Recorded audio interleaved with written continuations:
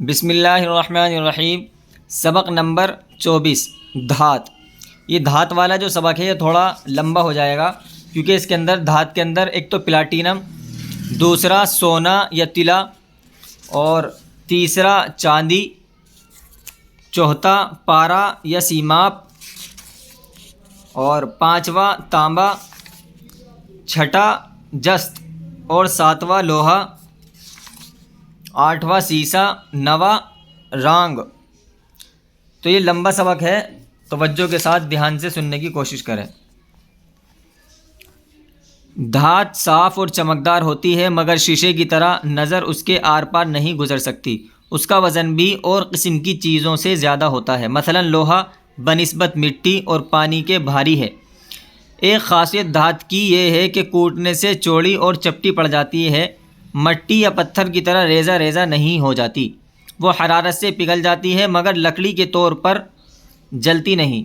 اس کا تار کھینچو تو بہت لمبا کھینچ سکتا ہے۔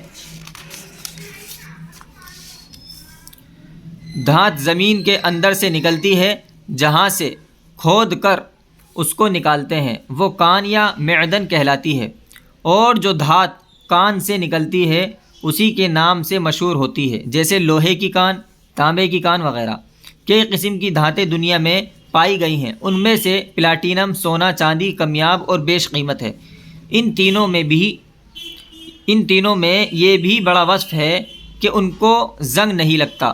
آگ، پانی اور ہوا کی تاثیر سے ان کی آب و ہوا میں کچھ خلل نہیں پڑتا۔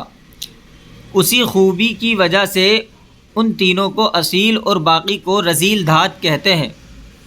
خاصیت، تاثیر: کمیاب، کم ہونے والا۔ وصف، صفت: اصیل، خالص، رذیل، کمینہ، کمتر۔ نمبر 1 یعنی پہلی قسم دھات کی پلاٹینم ہے۔ یہ دھات دنیا میں بہت کم ملتی ہے، چاندی کے مانند اجلی اور لوہے کی مثال سخت ہوتی ہے۔ اس کا تار سب سے زیادہ باریک اور دراز بن سکتا ہے۔ وزن میں سونا سب سے زیادہ بڑھیا ہے مگر یہ اس سے بھی وزنی ہے، چنانچہ ہم مقدار خالص پانی سے 22 گنی بھاری ہوتی ہے۔ اس کا پگھلانا بھی مشکل ہے، سب دھاتوں سے زیادہ حرارت چاہتی ہے۔ گھڑی کے نہایت مہین اور عمدہ پرزے اسی دھات کے بنائے جاتے ہیں کیونکہ وہ بہت پائیدار ہوتے ہیں۔ مثال مانند ہم مقدار، ہم وزن، خالص، مخلص جس میں ملاوٹ نہ ہو، پرزہ، ذرہ، ٹکڑا، پائیدار، مضبوط۔ نمبر 2 یعنی دھات کی دوسری قسم سونا یا طلا۔ رنگ میں نہایت خوشنما، وزن میں سب سے اعلیٰ، خالص پانی سے 19 گنا بھاری ہوتا ہے۔ اس کے ذرے آپس میں نہایت پیوستہ ہیں، اسی وجہ سے زیادہ وزنی ہے۔ کوٹنے پیٹنے سے بہت بڑھ سکتا ہے۔ طبق گر جب 2 چمڑوں کے بیچ میں رکھ کر اس کو ہتھوڑے سے کوٹتے ہیں تو ایسے ہلکے اور مہین ورق بن جاتے ہیں کہ پھونک مارو تو ہوا میں اڑ جائیں۔ سونے کی اشرفی بنتی ہے جس پر شاہ وقت کا سکہ ہوتا ہے۔ انواع و اقسام کے زیورات اس کے بنائے جاتے ہیں۔ امیروں اور بادشاہوں کے بعض برتن بھی سونے کے ہوتے ہیں۔ سونے کا ملمع خوب ہو سکتا ہے۔ اگر ایک چاندی کے تار پر سونا لپیٹ کر اس کو بڑھانا شروع کریں تو جس قدر لمبا ہوتا جائے گا سونا بھی اس پر پھیلتا جائے گا، یہاں تک کہ 9 میل لمبے تار کے واسطے 1 تولہ سونا کافی ہے۔ سونے میں ایک یہ بھی وصف ہے کہ وہ بہت سخت نہیں ہوتا لیکن سیسے اور رانگ کی طرح بہت نرم بھی نہیں۔ اس کا مزاج نرمی اور سختی میں معتدل ہے، اسی سبب سے اس پر ٹھپا خوب پڑتا ہے۔ سونے کا کھرا کھوٹا پن اس کے وزن سے ٹھیک ٹھیک معلوم ہو سکتا ہے۔ اگر ایک ہی قد و قامت کی 2 اشرفیاں ہوں اور ان میں ایک کچھ ہلکی ہو تو سمجھ لو کہ یقیناً اس میں کسی دوسری دھات کا میل ہے۔ سونے کی کانیں زیادہ تر جنوبی امریکہ، ساحل افریقہ، یورپ اور آسٹریلیا میں ہیں۔ بعض ملکوں کے اندر دریا کی ریت میں سونے کے ذرات ملے ہوئے پائے جاتے ہیں، پیوستہ ملا ہوا، ملاوٹ والا، طبقگر چاندی کے ورق بنانے والا۔ انواع و اقسام، یہ دونوں، ان دونوں کے ایک ہی معنی ہیں، قسم قسم کے۔ زیورات، زیور، ملمع قلعی، اوپر سے جیسے پینٹ ہوتا ہے نا، پینٹ، اسی طرح۔ معتدل، درمیانی درجے کا۔ قامت، لمبائی۔ ساحل، کنارہ۔ سکہ، روپیہ۔ 3 نمبر، سبق نمبر 3 یعنی تیسرے نمبر کی دھات ہے چاندی۔ اس کو پڑھ لیتے ہیں پہلے جو نیچے لکھا ہوا ہے۔ دھاتوں کے اوزار پر پروفیسر بیلفرا سیریورٹ کی فزکس کے مطابق طبع حال میں درست کیے گئے ہیں، مگر کسرات کو چھوڑ دیا ہے یا پورا مان لیا ہے۔ یہ انہوں نے ایک الگ سے ایک بات بتا دی، ٹھیک ہے نا، اوپر کوئی بات آئی ہے، اس کا انہوں نے یہاں پر خلاصہ کر دیا ہے۔ یہ اب ہم چاندی کے پڑھ لیتے ہیں۔ چاندی، یہ ویسے کوئی ضروری بھی نہیں ہے اس کا سمجھنا اور پڑھنا، بس ایک درمیانی بات انہوں نے کہہ دی ہے۔ سبق نمبر 3، چاندی، یہ تیسرے درجے کی اصیل دھات ہے۔ سفید اور اجلی تو ہے، لیکن سونے کی صفائی، پائیداری اور چمک دمک کو نہیں پہنچتی، کوٹنے سے بڑھ سکتی ہے۔ سونے کی بنسبت اس کے ملمع کا زیادہ رواج ہے، چنانچہ امیروں اور دولت مند کے چمچے، پیالے وغیرہ چاندی کے پانی سے قلعی کیے جاتے ہیں، اور دھاتوں کی قلعی کھانے کے ساتھ مل کر آدمی کی صحت میں خلل ڈالتی ہے، مگر چاندی کسی طرح مضر نہیں۔ اس کے علاوہ رانگ کی قلعی سے زیادہ اجلی اور دیرپا ہوتی ہے۔ سونے کی طرح چاندی کی بھی ظروف یعنی برتن، زیور اور سکے بنتے ہیں، بلکہ اس کے سکوں کا رواج سونے سے زیادہ ہے۔ اس کا وزن سونے سے بہت ہلکا ہے، خالص پانی سے 10 گنی ہوتی ہے۔ رواج، رسم، دیرپا، دیر تک، پائیدار، لمبی، خلل، خرابی، ظروف، برتن، ظرف اس کی جمع ہے، ظرف کی جمع ظروف، برتن، برتن، بہت سے برتن۔ یہ 4 نمبر دھات کی چوتھی قسم، پارا یا سیماب۔ تمام دھاتوں میں پارا ایک عجیب چیز ہے، چاندی سا اجلا پانی، پانی سا پتلا، ذرا سی حرکت دی اور ادھر سے ادھر بھاگا۔ اسی واسطے بے تابی اور بے قراری میں پارے کی مثال دیتے ہیں۔ جو شخص ایک حالت پر نہیں رہتا، یہ چپکا نہیں بیٹھتا، اس کو کہتے ہیں آدمی کا ہے کوہ سیماب ہے۔ یہ ایک مثال ہے، آدمی کا ہے کوہ سیماب ہے۔ وہ معمولی حرارت میں سیال ہوتا ہے، لیکن زیادہ سردی پاتا ہے تو وہ منجمد ہو جاتا ہے، اس وقت اور دھاتوں کی طرح کوٹنے پیٹنے کے قابل ہو جاتا ہے۔ جب زیادہ گرمی پاتا ہے تو وہ ہوا ہو جاتا ہے اور ہمیشہ پانی کی طرح بخار بن کر اڑتا رہتا ہے۔ پارے سے گرمی کے اندازہ کرنے کا ایک عمدہ اوزار بتایا گیا ہے۔ شیشے کی پتلی نلی کو ہوا سے خالی کر کے اس میں پارا بھر دیتے ہیں، جس قدر گرمی زیادہ ہوتی ہے اسی قدر پارا پھیلتا ہے، اور جتنی کم ہوتی ہے اتنا ہی سکڑتا ہے۔ اسی طرح صحیح پیمائش گرمی کی ہو جاتی ہے۔ اگر پارے کو گاڑھا کر کے سونے کے ساتھ ملائیں تو وہ دونوں حل ہو کر ایک ذات ہو جاتے ہیں۔ اب اس کو چاندی یا کسی اور دھات پر پھیلاؤ تو لپٹ جائے گا، پھر اس کو آنچ دو تو پارا فوراً اڑ جائے گا اور سونے کی جھلک باقی رہے گی۔ اسی طرح پارے کی لاگ سے سونے کا ملمع ہوتا ہے۔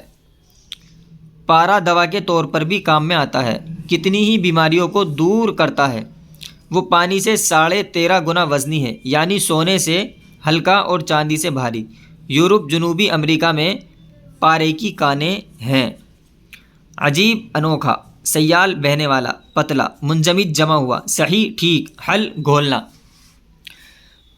5 نمبر کی دھات، تانبا۔ تانبے کی رنگت میں سرخی کی دمک ہوتی ہے، وہ بہت بھاری بھی نہیں ہوتا، پھر بھی پانی سے 9 گنا وزنی ہے۔ کوٹنے سے اس کا باریک پتر اور کھینچنے سے باریک تار بن جاتا ہے۔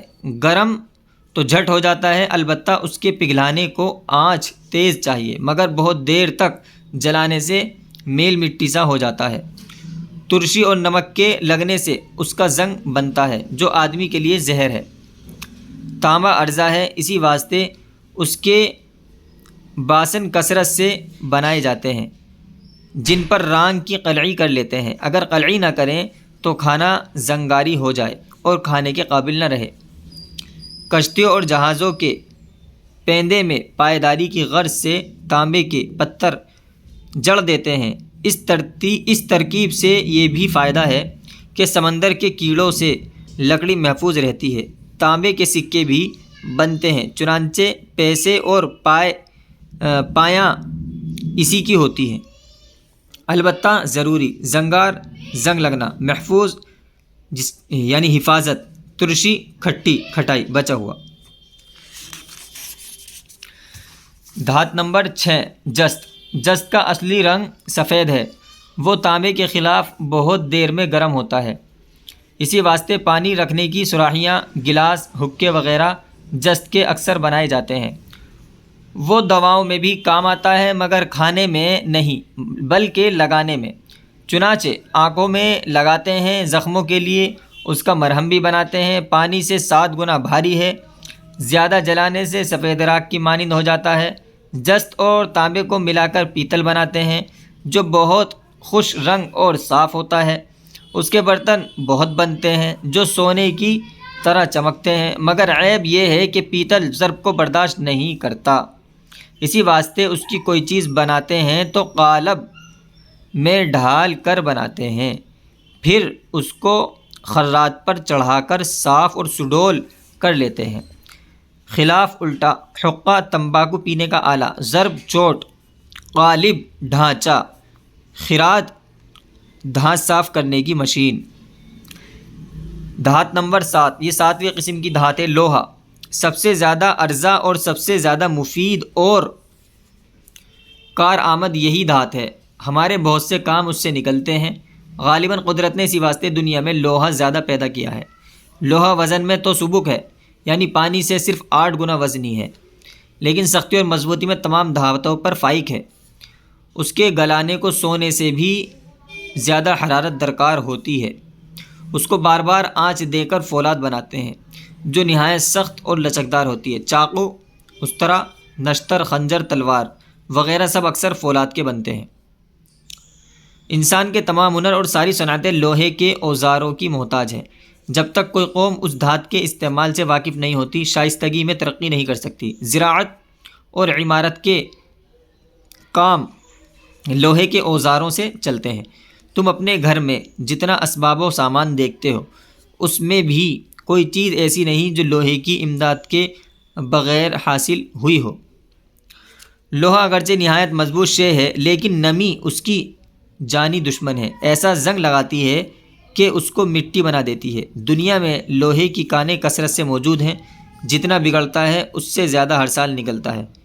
طبیب اور ڈاکٹر فولاد کا عرق اور سفوف بھی تیار کرتے ہیں جو اشتہا کو بڑھاتا اور گردوں کو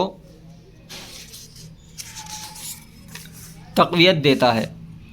غالباً شاید ہو سکتا ہے۔